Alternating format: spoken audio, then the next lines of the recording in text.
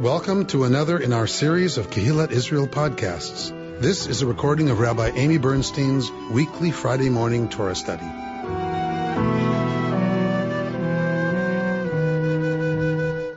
So we are going to be beginning the book of Exodus. We just finished the book of Genesis. We completed the Joseph novella. And so now we're beginning, so Genesis is the family story, right? That's the story of who we are and what our foundations are as a family and all the complicated dynamics of family that we've been looking at over these past months.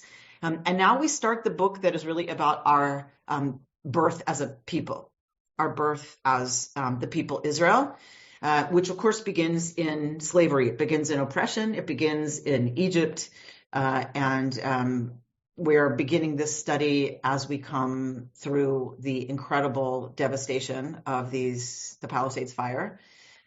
So for those of you listening to the podcast, we are gathering as a community online because a lot of us don't have a place we can either be in or a place at all that is standing. And so we are online. So let us say our bracha for Torah study. Baruch atah Adonai, Eloheinu melech haolam, asher kidshanu b'mitzvotav v'tzivanu la'asok b'divrei Torah. Blessed are you, God, Spirit of the universe, and makes us holy with your mitzvot, one of which being to engage with words of Torah. Okay, so we are going to begin now. The beginning portion, and we read a portion every week. The beginning portion of Exodus is chapters 1 through 6 of Exodus. So there's a lot that happens in Parshat Shemot. So as you know, my MO this year has been to only teach the Torah that resonates for me right now with what's happening for us right now. And that was last year and this year. And so from chapters 1 through 6 of Exodus, there's a lot to choose from in terms of what speaks to us right now. And at first it felt a little too on the nose to do this text. But then it just felt like there's not another text I could do from this Parsha other than the text we're going to do this morning. However, on the nose, it might be. All right, so we're gonna review. So Joseph is vizier of Egypt. He saves Egypt from famine.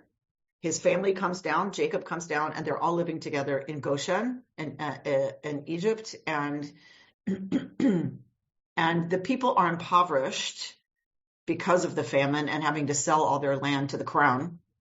And so Pharaoh has more power than ever. And Joseph's family, who's living there, lived there for a long time. And a Pharaoh arises in Egypt, who, and Torah tells us, who did not know Joseph. Right? So this Pharaoh has no relationship to Joseph. Some scholars want to argue, actually, this Pharaoh wants to undermine and undercut the popularity of Yosef, and kind of have everyone refocus on Pharaoh himself. But whatever the motivation, the Pharaoh, right, disengages from a relationship to Yosef and Yosef's people, Yosef's family, and then oppresses them as they multiply. Pharaoh becomes afraid that they could become a threat militarily. And so Pharaoh, we use the language of enslavement. It's really about oppression. So then we get, of course, the birth narrative, and like every hero narrative in literature, in all great literature, the hero narrative is the same across cultures. We have the same thing with the hero story of Moshe, a baby that is born into danger. The baby's life is in danger from the beginning. That's every Greek myth you've ever read about the hero. Their life is in danger from the beginning. So it is with Moshe.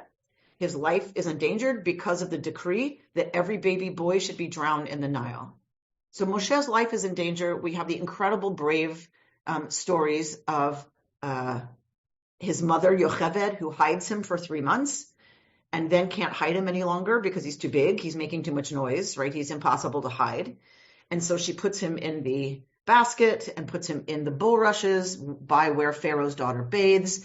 His sister Miriam looks after him and is there to check and see what's happening. Bat Paro, the daughter of Paro, comes down to bathe and sees one of her handmaidens see the basket. She has that slave woman, her lady in waiting, bring the basket. She opens it. She sees that it is a baby boy, and she knows somehow that it's a Hebrew baby. We don't know how she knows this.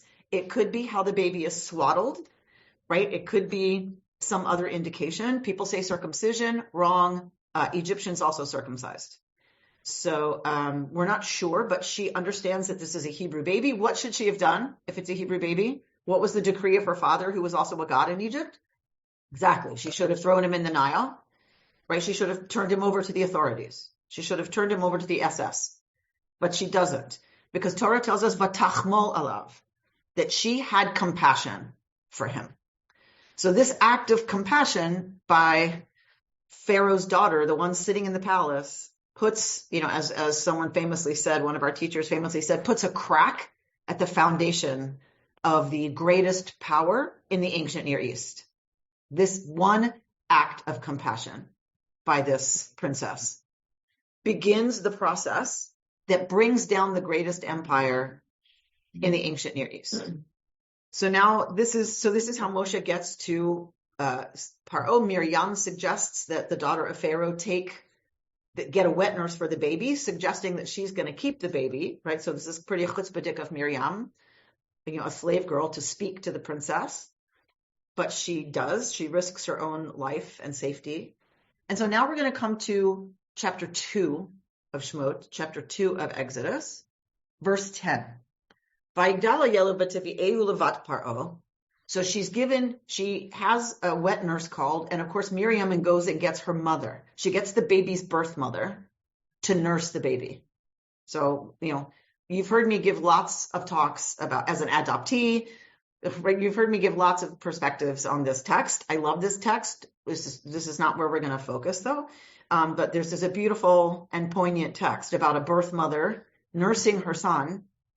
And nursing went on for about 3 years in the ancient world. So she nurses her son for 3 years, knowing she's going to have to give him away. She's going to have to give him back to the palace. So all the poignancy you can imagine going on there. So the boy grows up, meaning he's weaned. So he's 3, maybe 4. But to be Ehu levat Paro, and she brought him, meaning the mother, Yocheved, brought him to Pharaoh's daughter. Vayihila levain, and he became to her a son. Vatikra shmo Moshe, and she calls his name Moshe. Vatomer, and she says, Ki min hamayim mishitihu, because from the water I drew him. I pulled him out. This name, Moshe, is of Egyptian origin. Notice in the Bible, it is always an act of power and authority to name. So it is Bat Paro. It is the princess who names Moshe. What is he called by Yocheved for 3 years? Right? Like, hey, you? Right? So it's interesting. He's with his birth family for 3 years, and he's not named until now, until he's brought to Bat Paro. So we can only imagine what's happening in his home. She names him an Egyptian name, a name about having drawn him from the water. But if you look at Tat Moshe, there's like all these names in ancient Egypt that have this Moshe component to them. So we are Hebraifying, right, the already Egyptian name of Moshe. So Moshe is going to grow up with access to the halls of power. Moshe is going to grow up with privilege. Moshe grows up. We don't know if he knows that he is not Egyptian in origin. You all know those of you who've learned with me know my theory about this. My theory is that he does not know.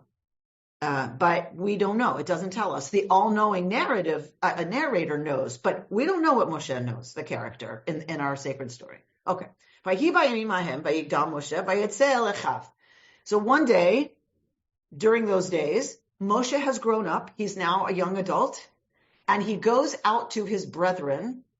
But again, this is the omniscient narrator talking. The narrator knows that these are Moshe's brothers, his kin, the Hebrews. But we don't know that Moshe knows that, right? So Moshe goes out. He sees the suffering of people who are related to him, the Hebrews. Vayar ish mitzri makeh ish ivri me'echav. And he sees an Egyptian beating a Hebrew, one of his kin. Again, the narrator is telling us it's one of his kin. We don't know that Moshe knows that. Vayifen kovacho, and he turns this way and that way, and he looks, and he sees that ein ish, there's nobody there. And how much have we talked about an ish? Right? The ish that wrestles with Yaakov, the ish that tells Yosef where his brothers are. With Moshe, what is the important factor? Ein ish. There isn't an ish. There isn't a person. That's what's important. Nobody's around. Why is that important? That there isn't an ish, that there isn't anyone around? Because of what he's about to do.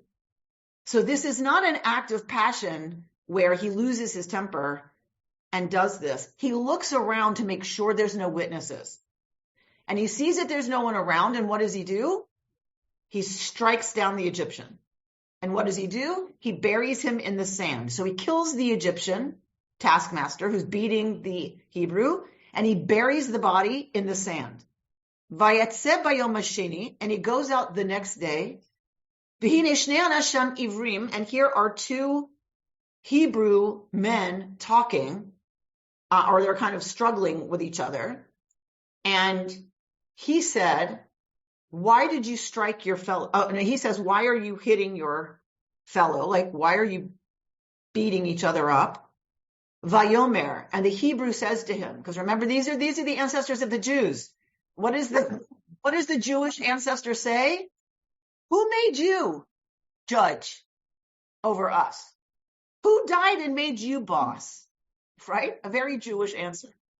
Again, who made you ish? Who made you ish sar? Vashofet aleinu. Who made you the guy, the ish, who is an official and a judge over us? Do you mean to kill me as you killed the Egyptian? Moshe became afraid and said, surely the matter is known. All right, so Moshe knows now that there was an ish. Someone did see his crime, and now word is out. Vayishma Paro et hadavar hazeh, and Pharaoh hears about this. Vayevakesh leharog et Moshe, and wants to kill Moses. All right, so again, the hero, now that he's come of age, the hero is in mortal danger once again. Vayivrach Moshe mipnei Pharaoh, and Moshe flees from before Pharaoh and settles in Midian, and he settles down by a well. All right, so Moshe is a refugee. So all of us who are not in our homes, all of us who are feeling like we are completely disoriented, completely unsettled, this is the state of Moshe. He is a refugee. And remember, where's he a refugee from? He's a refugee from the home he grew up in. He's a refugee from his father figure, Pharaoh. He is a refugee who can't go back to the princess. So his mother figure, did he continue a relationship with Yocheved and Miriam? Who knows? But Moshe now is a refugee and can't be in relationship to the place he's known, the security of that place, the security of his station, the security of his relationships. Nothing. He has to leave. And he flees to Midian. So that's the first thing that we're looking at this morning. We're dealing with Moshe, the refugee, who now has nothing. He has nothing. He has to leave everything. And he grew up with a lot. He grew up with comfort. He grew up presumably with a royal retinue. He grew up with luxury, and he has nothing. So that was the first thing that struck me, was like, oh, okay, right, of course, right, of course, that's Moshe's state as we begin our Torah study this week of the Palisades Fire. All right, so Moshe goes and he meets at the well. Remember, all of these betrothal scenes, these betrothal type scenes, all happen at a well. What is water the symbol of? Life, safety in the ancient Near East. And those of us who imagined the firemen standing there for me, standing outside of my home with a hose that had no water in it, meant destruction and death. Water is life. Water is safety, particularly in dry borderlands to desert conditions that go up in flame very quickly. That is the landscape of the land of Israel that we're talking about. So water is life. Water means you're safe. So he's by the well, and that's where the young unmarried women bring the sheep. And so all of these betrothal type scenes, remember Jacob meets Razel at the well, and we're going to have the same with Moshe, who meets the daughter of the high priest of Midian. He meets Tzipporah, and Tzipporah notices that he's new, this guy. So the 7 daughters come, and they are harassed by local shepherds who want to get their sheep watered first. And so Moshe, right, he rose up, he delivered them, and gave drink to their sheep. Vayeshk. That's the word I wanted to tell Anat. Okay, so he waters their sheep. So they went to Dad and say, Dad, we're here, we're home. And he's like, how are you here so quickly? Like, there's a long line to water sheep. Like, I know my local, situation at the gas station. I know how long the lines are. And so they say some Egyptian guy rescued us from the hands of the shepherds, and he drew water for us and for the sheep. This, of course, is reminiscent of whom? Rivka, right? Of Rebecca, who waters the camels. And so he said, how did you not invite this guy over for dinner? You left him there? He's Egyptian, which means he's not Midianite. So this guy is a traveler from Egypt, and he helped you, and you left him out there? What kind of manners is that? Right? Go get him. And so he must learn that Moshe is a refugee, and is invited by this high priest, who's very well connected and is an authority in the Midianite society, to live there. And he lives there, and he has a son he marries Tzipporah. He has a son named Gershom, stranger there. Moshe is a stranger there in Midian. Okay. And I have become a stranger in a foreign land, says Moshe. I'm displaced.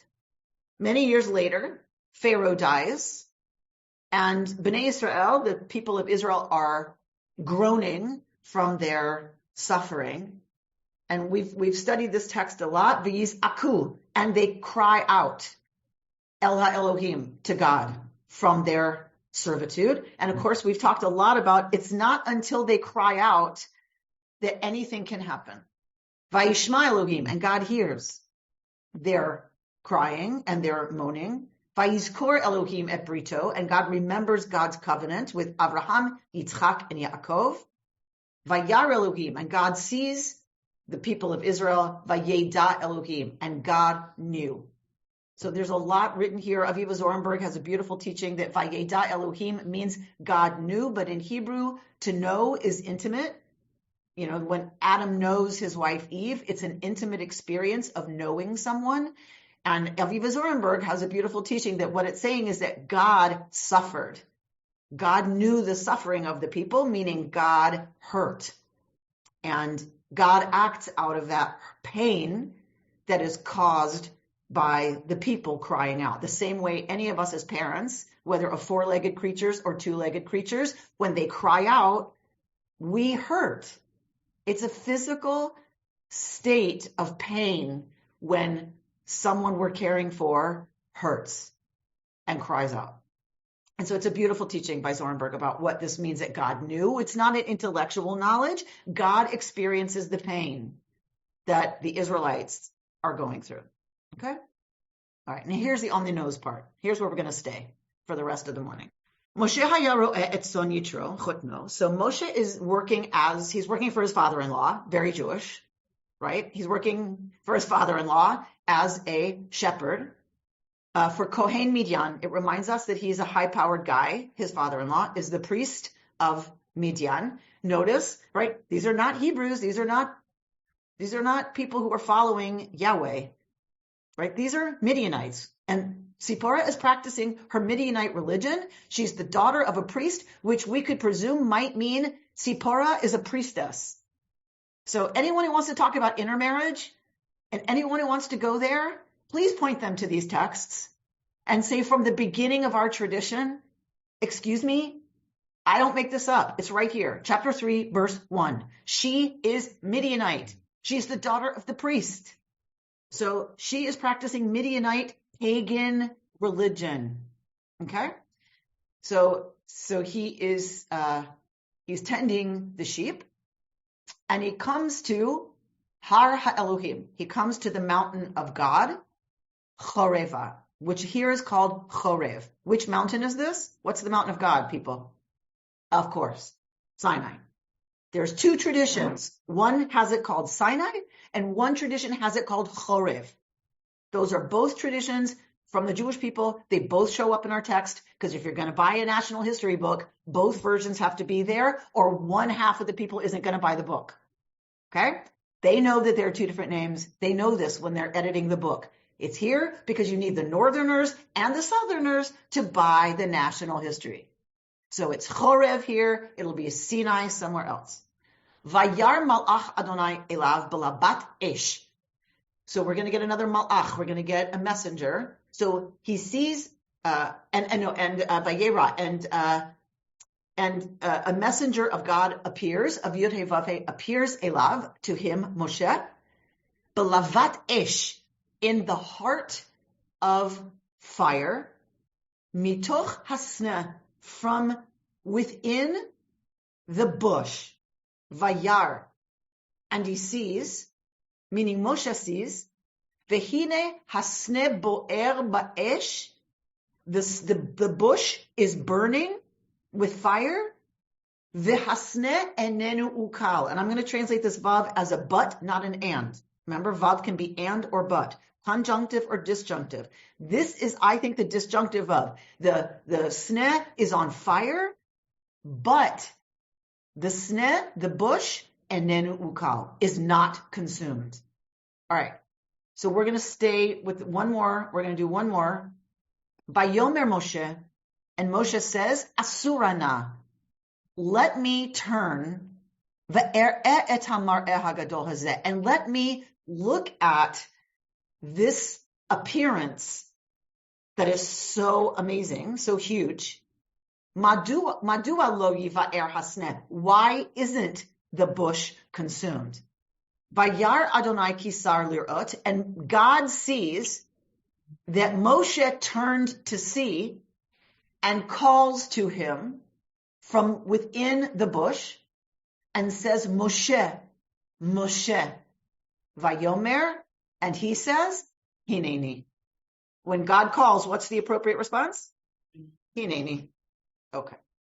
So an angel appears to Moshe out of the fire from within the bush, and he sees that the bush is on fire, but the bush is not consumed. All right. So y'all have all seen fire, and you've all seen a fire in a fireplace. How long does it take to look at wood and know that the wood is not being consumed by the fire? Right? Bert, were you going to unmute, Bert? Yeah, I was going to say, and not only how long, but how closely does he have to look in order to see that? Right? So he has to look for long enough to notice that. Second of all, as we've talked about lots of times, he has flammable sheep with him. Oh, dear.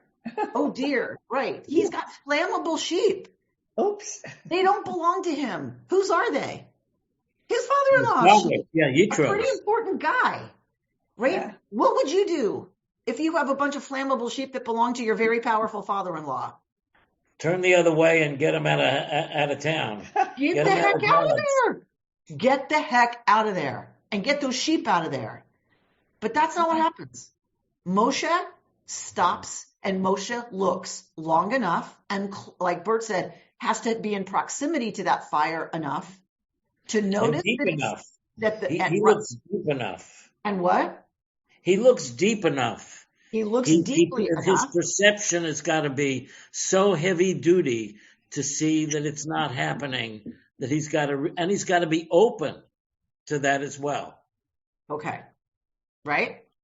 Yes, yes, yes, and yes. When I study this text with my bar mitzvah kids, I ask them, because it's only after this that, let's go a little further, then I'll talk about it. Vayomer Moshe Asorna. And Moshe says, let me turn aside to see this amazing sight, why the bush is not being consumed.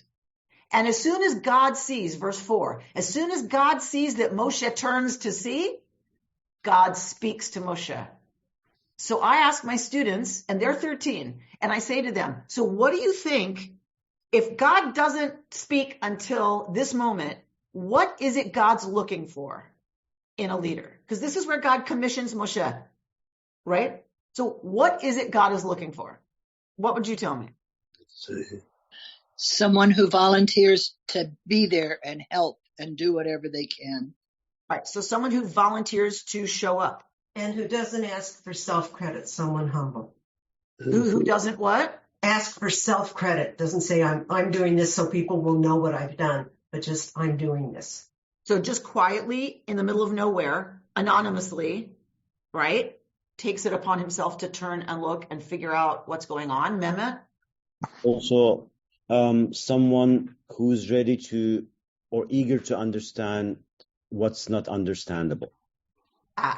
So Moshe is intrigued by something that seems impossible, right? And rather than just go, well, that's not possible.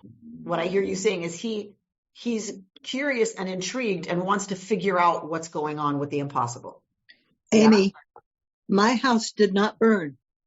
And this is just hitting me right in the chest. I have no idea what the interior is like, but my house is standing. Here I am. Yeah. Let me help. Let me do something. So Moshe is demonstrating, it appears, because God speaks right after this. So that must be the all clear. Like that must be the big check. Yes, check, check, check, and check. So Moshe passes whatever test this is. So we can presume God wants somebody who's going to be curious, who's going to ask questions, who's going to look at the impossible and not throw up their hands, which is kind of how some of us are feeling right now, that we are living in the impossible. And God wants, in God's leader, God wants somebody who doesn't throw up their hands and go, I don't know what that's about, but that can't be, right? Or who says, you know what, too much. I need to get my sheep out of here. I need to get out of here. But says instead, let me turn and look. Let me turn and pay attention. Let me lean in and look closer at what's happening. I think it's a beautiful teaching for right now. Mehmet? I think we should also notice that this whole parsha is severely edited. So many scenes that I, as a filmmaker, would imagine have been omitted. So it's a very fast-paced editing, and we should not forget that Yitro is a priest, high priest. And we don't know the part that about why Moses was chosen as Yitro's son-in-law is omitted. Yitro, as a high priest, must have seen something in Moshe to choose him as his daughter's husband. Beautiful, Mehmet. So that's one of the pieces you're saying. If you were a filmmaker, we're missing. That's one of the scenes we're missing. What does Yitro see in Moshe? And also, just one more thing. The sheep are very important for the tribe, to Yitro and all the people for their well-being. Okay, listen to the man speaking from Turkey. Listen to the man speaking from Turkey who grew up in Turkey. Go ahead, Mehmet. So, but for Yitro, who is a high priest, not only the sheep are important, but a stranger who is trying to understand what's impossible, it must also have been very important and acceptable. So, right. So why is this refugee from Egypt suitable for the high priest's daughter, right? Excellent question. And a scene that the editors left out. So Mehmet, I want you to spend some time thinking because I want to come back to this question. It's a great insight. So I want you to think about why did they edit those scenes out? Okay, so I want you to think about that. Like, why did the editor not include anything about that scene? Okay, Bert? Question. I always thought Moses was just looking at the bush and noticed that it wasn't burning. But doesn't the text say, and then Moses turned and God saw him turning to look? I'm not clear about what the sequence of events are here. Okay, so good noticing. You're not clear about the sequence. What have we said about all of these scenes that involve a malach, an angel or a messenger, and something about communication with God? What have we said about all of these texts? Confusing. They're confusing. They're written in a way that's confusing. The editors were good enough editors to know it's confusing. But they write it that way, they leave it that way, because it's to communicate to us by the style of the writing that this is not a normal event. This is not normal circumstances. This is not, and Moshe went to the grocery store and picked up toasted oats and then got the milk and then noticed the avocados look beautiful. That's not how this is written, because this is a text that deals with the divine, right? And a moment of election by the divine of Moshe. That means it's got to be kind of confusing and out of normal sequence. But I'm going to take us back to the text that you're talking about. So what exactly is the order? He sees, an angel appears to him from the heart of the fire. The rabbis talk about that too. What does that mean, the heart of the fire? And he sees that the sneh boer ba'esh is burning in fire, v'hasneh enenu ukal, but the bush is not consumed. And Anat Hoffman was staying here with Lonnie, where I'm staying. Anat Hoffman was here for the last few days, which was an incredible blessing to speak with her. She's so fluent in these texts, and it was amazing to toss this text around with her, because she said, "What are you going to teach?" I said, "Yeah, that's a really good question." And so I came down the next morning and said, "Well, I just looked over the parsha. There's no way I cannot teach this, right?" So the bush is on fire, but is not consumed. All right. So we had this whole conversation, and I said consumed, and she said, "Yes, but that's really, Rabbi, not the best English. The best English of ukal is digested. Think about that. Not consumed. Consuming is one thing. You eat a carrot, it goes down as carrot. It's still carrot in your belly. When they do an autopsy, they can tell what someone ate for their last meal. It's still carrot. When it's digested, what is it? It's something else. It's bone, it's tissue, it's muscle, it's blood.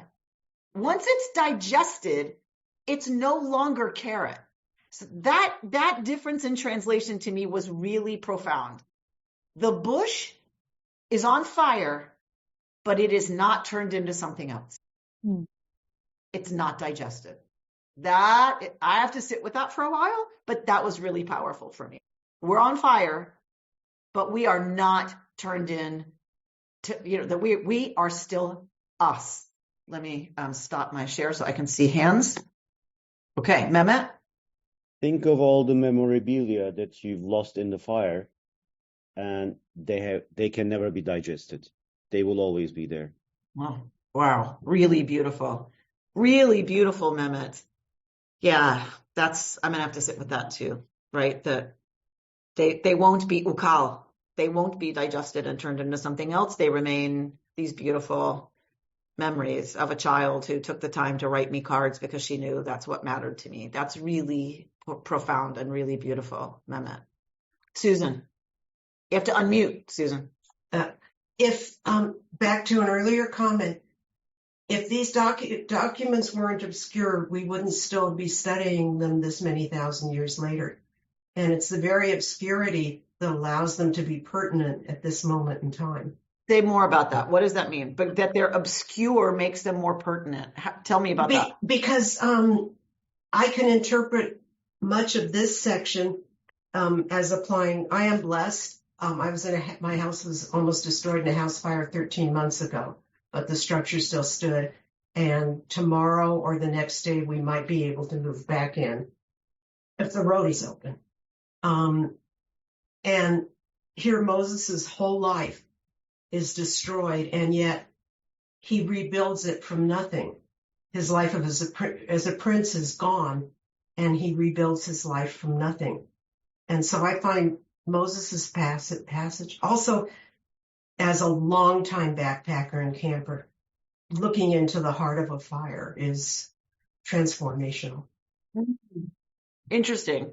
Looking into fire when you're in the wilderness, you're looking at your source of safety.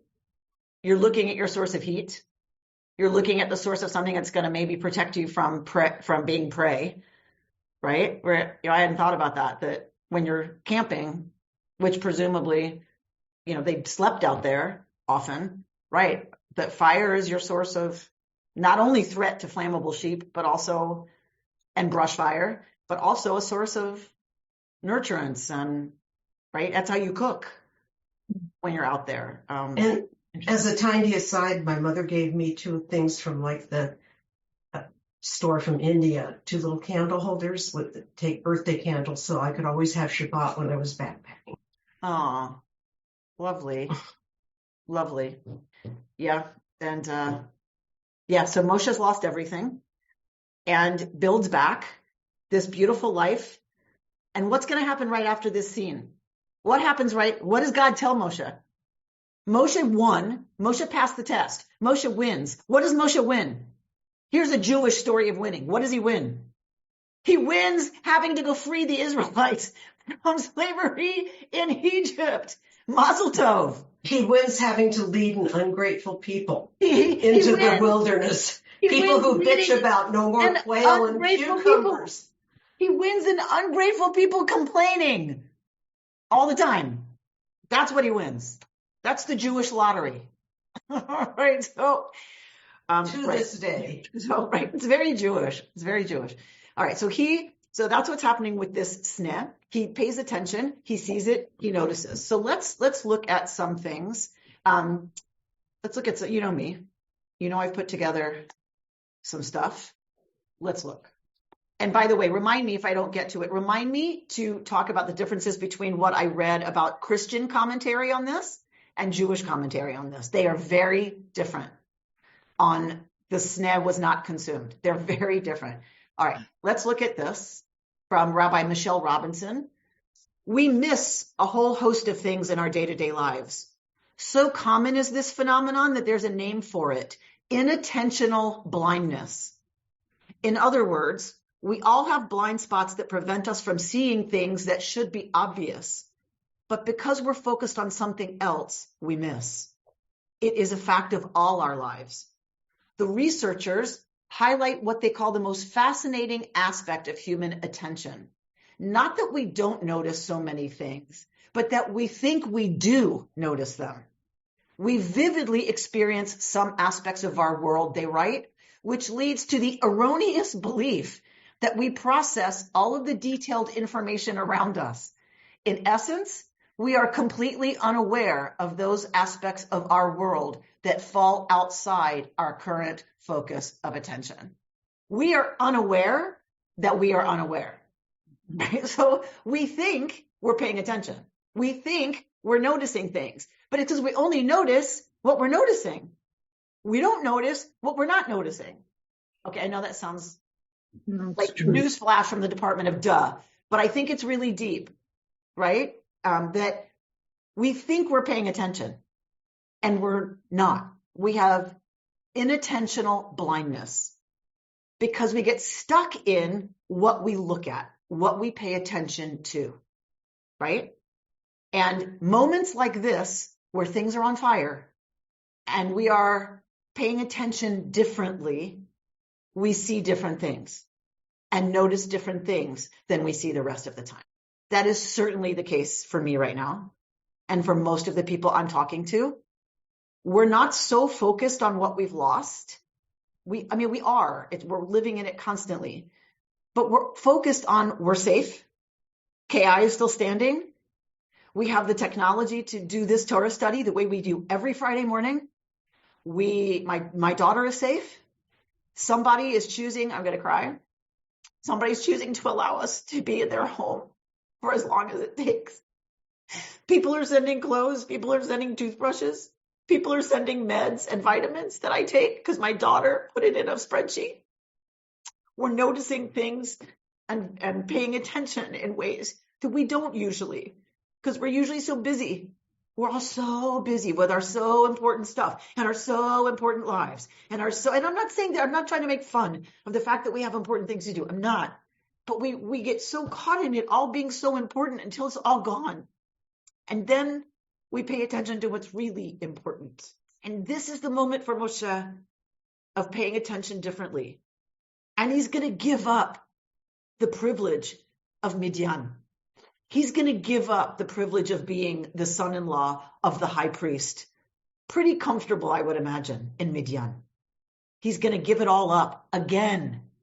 He had to flee from that privilege in Egypt, and he's going to leave voluntarily now to take on the thankless task of leading the Jewish people. You didn't think I was going to make it through this without crying, did you? There's none of you who thought that would happen. Okay. Abraham, Joshua, Heschel, God in Search of Man, right? A classic Jewish text. There are those who sense the ultimate questions in moments of wonder, in moments of joy. There are those who sense the ultimate question in moments of horror, in moments of despair. It is both the grandeur and the misery of living that makes people sensitive to the ultimate question. The world is inflamed, is in flames, consumed by evil. Is it possible there is no one who cares? So this is Heschel raising the fundamental theological question. Some of us get in touch with that wonder in moments, we all do, in moments of joy and celebration, and the birth of a child, the gorgeousness of a sunset. And there's times we get in touch with the ultimate questions in moments of horror and despair, like this one. So both the grandeur and the misery of living make us sensitive to the ultimate question. The world is in flames. Is it possible there's no one who cares? All right. So this is at the heart of every theological question. What do we do with the world being in flames if there's anything we could call a God? This question is not new. This question, as we see here, goes all the way back to the Talmud. And we looked at this text not long ago when we talked about Lech Lecha. When Abraham is told to go, we looked at this text, but I want to look at it again for a second in light of what just happened. God says to Abraham, go forth from your land. Rabbi Yitzchak said, this may be compared to a person who was traveling from place to place when he saw a castle. And here's how you have to translate boer, bira, either a glow, burning full of light, or on fire. And asks, there's got to be an owner to this place. Is it possible the castle has no master, no one to look after it?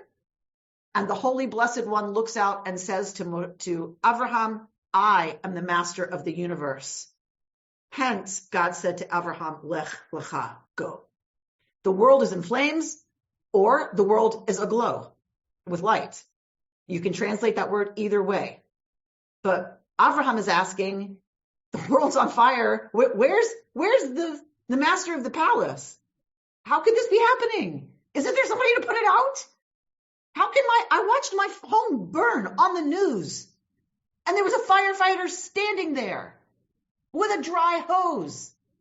That's what Abraham is saying. Isn't there somebody in charge of this who can put this out? But God doesn't give an answer of this is why I'm not going to put it out. That's not the answer. The answer is I'm the master of this palace. Period. David Luria says when Abraham saw that the wicked were setting the world on fire, he began to doubt in his heart. Perhaps there's no one who looks after this world. Immediately God appeared to him and said, I am the owner of the world. Avram's question does not arise from contemplation or wonder. It is more like an exclamation of horror. Is this really what the world is like? As soon as he asks that question, God appears to him and says, perhaps reassuringly, perhaps just matter-of-factly, I am owner of the world. We don't get an answer to why, because it's the wrong question. There is no answer to the why. The why is because this is the world. and the world is on fire. That's the nature of world. Mark, I put this in here for your ilk. I will let you ponder it. I tried to unpack it and couldn't. I know you can. The ability to think is equated by this scholar beyond with the capacity to contain the pain of frustration. Learning from experience is possible only when the psyche is capable of accepting the absence of the desired object, meaning my home and everything in it. If the psyche cannot do so because of excessive envy and hatred, the inner space that could contain thought collapses into the frantic attempt to excrete the unbearable. And that is how he understands psychosis. Yes. Right? Wilfred Bion was a very important and brilliant man, and he wrote extensively about exactly this topic. Of suffering being so great, unable to accept the loss of what's missing to be, and I know it's not talking about a house, but I mean, that the frustration of what's missing being gone can be so great that thought is not possible. If the psyche, right, can't figure that out, you'd have to tell me what it means, but it collapses in the frantic attempt to excrete what is unbearable, right? And that's what we have to be about now, I believe, is resisting that, right? That we have to be there for each other, and we have to be able to process with each other, and we have to be able to know we're not alone so that it's not unbearable. Yeah. So it's not unbearable, because then we fall into all the kinds of ways our brains have learned to cope that are not good for us. Envy, hatred, all that stuff, right? All that stuff. So, all right. Right. Michael Egan says, a lot of therapy is about the slow recovery of faith. Faith is the vehicle that radically opens experiencing and plays a role in the building tolerance for experience. It is germane to the fervor and possibility of existence, tension, and struggle, with roots in grace. Faith rooted in profound grace, deeper than catastrophe, a sense that has impact on the flavor of our lives. I'm just going to leave that. Not sure what to do with that, but it felt compelling. Right. Egan is one of the principal interpreters of Bion's work. Bion is very difficult to understand, very, very arcane. And Michael Egan, I guess he pronounces it, is really one of the interpreters of Bion. And one of the things that he is saying is that it is impossible to think unless you can be sufficiently distant from the immediacy of things to see things with some degree of abstractness, to both distant from your own most primitive impulses and from the immediacy of things in the world. Beautifully spoken. It's exactly what we need to hear right now, right? To think means to be able to hold this with some level of abstraction so that we are not sucked into the existential void of why me, what now, it's all gone, right? All of those things. I think it's such an important teaching for us right now. All right, so let's look at some of the poetry of, Anat was talking with me about one of the poems that comes out of the Sinai War, has at the center of it, and it became the anthem of the war in Sinai. She said one of the biggest symbols in that poetry is the fire, the bush that's on fire, but is not burned up. So I found that very interesting. So looking at poetry that involves this metaphor, we look at Elizabeth Barrett Browning. Earth's crammed with heaven, and every common bush afire with God. But only he who sees takes off his shoes. The rest sit round it and pluck blackberries. So in the next verse that we didn't read, God says to Moses, take off your shoes, for the ground you're standing on is holy. Right? So that's what she's referencing. And there's some midrashim that say it's a blackberry bush. And even Anat said that there's a reason that this particular bush might be is what some people presume might be the burning bush. So earth's crammed with heaven, and every common bush afire with God. but only he who sees takes off his shoes. The rest sit round it and pluck back blackberries. What did we talk about plucking the fruit from the tree in the Garden of Eden? Right? When it's about taking and using something as a vehicle for my own satisfaction, right? We miss the holiness in it. Only those who see that the bush is on fire with the divine presence take off their shoes. Everyone else has a snack, right? So beautiful, beautiful, beautiful. This is by Ted Loder. Let something essential happen to me.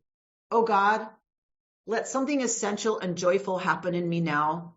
Something like the blooming of hope and faith, like a grateful heart, like a surge of awareness of how precious each moment is.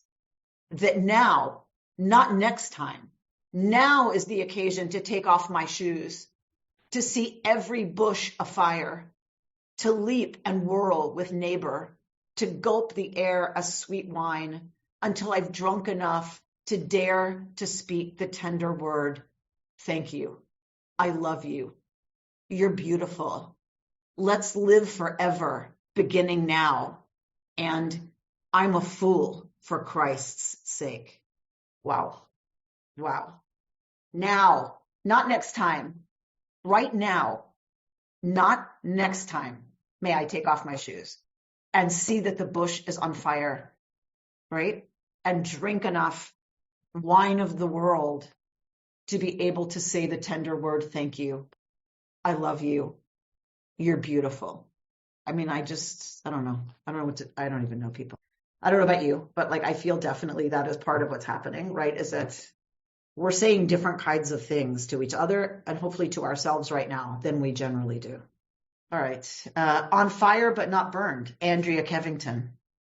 Do angels speak from every bush, whispering in the rustle of leaf, perhaps the low hum of insects, or louder, clearer, more insistent? Was that holy fire for one place, one purpose, or might it happen, could it happen, everywhere? The bush on the hill of Chorev was aflame. We read of it, worth turning aside from the work of tending sheep or finding water, turning aside to see. But I glimpsed too a deeper transfiguration, unveiling, peeling back an ordinary moment to reveal depth and warmth, brightness and truth. I catch a glimpse, a hope of each living thing with a heart of life fire, not of burning, not of perishing, but of God fire growing, giving, sustaining all. Maybe angels still speak, louder, clearer, telling us to take off our shoes, for the very earth is holy, telling us of a God who has talked with our ancestors, those who walk behind us, speaking old wisdom we tend to forget. But most of all, these living flames speak of affliction. They spark forth in suffering, roused by the pain of all things, of a suffering people. They call to the work of deliverance through the body of one who will listen to the voice, who will turn aside to gaze on holy flames. The burning bush. As I stray from my relatives, I see that there is a burning bush, a bush that is on fire. It mysteriously burned. Curious, I learned that it was a divine fire, as this bush also talked. It told me things that it was only telling me. As it burned, it talked. I tried to get my phone, but it instructed me to put it away. It tells me how to help the world as the world was falling apart. As a star seed, I was given the gift to lift humanity up from its lost times, is the same burning bush as Moses. And one more, The Burning Bush by Jericho Brown. Lizard's shade turned torch. What thorns I bore, nomadic shepherds clipped. Still, I've stood, a soldier listening for the word, attack, a prophet praying any ember be spoken through me in this desert full of fugitives. Now I have a voice. Entered, I am lit. Remember me for this sprouting fire, for the lash of flaming tongues that lick but do not swallow my leaves, my flimsy branches. No ash behind. I burn to bloom. I am not consumed. I am not consumed. Thank you, Amy. Beautiful collection. It's, for us as a people, as liberal Jews, it is a moment of choice. It is a moment of choosing whether or not we are consumed, whether or not we are digested and turned into something we don't want to be. We are a people who does not understand this as divine fire as punishment and divine fire as burning off all of our earthly blah, blah, blah, blah, which is a lot of what I read in the Christian interpretations of this text. That if we shed our earthly, desires and our earthly blah, blah, we will we will not be consumed by the burning, cleansing fire. It's not a Jewish interpretation, right? And certainly not a progressive Jewish interpretation. For us, it is about choosing to turn aside, choosing to pay attention, choosing to see, choosing to be curious, choosing to hold the incredible difficulty of this moment as refugees, some of us, but certainly all people who have given up that sense of safety and comfort, like Moshe has twice in our story. And like that one poet said so beautifully, like to allow a faith that comes out of holding the reality that is so painful. It's not a denial. It's not saying it's all going to be okay. It's holding the reality of what's happening and holding each other through it, trusting that there's more than our losses. We are more than what we've lost. We are more than what's gone. We are more than that. And it is that we're going to have to look to. It's that we're going to have to lean hard into, a lot of us. And I'm not just saying those as words, believe me. I wake up with adrenaline pumping in the middle of the night when I realize something else that's gone. So I'm not suggesting it's not going to be horrible. But I do know that we are a people who has come through the fire over and over and over again. It is what defines us as a people. We are not a people who turns away from the pain of that.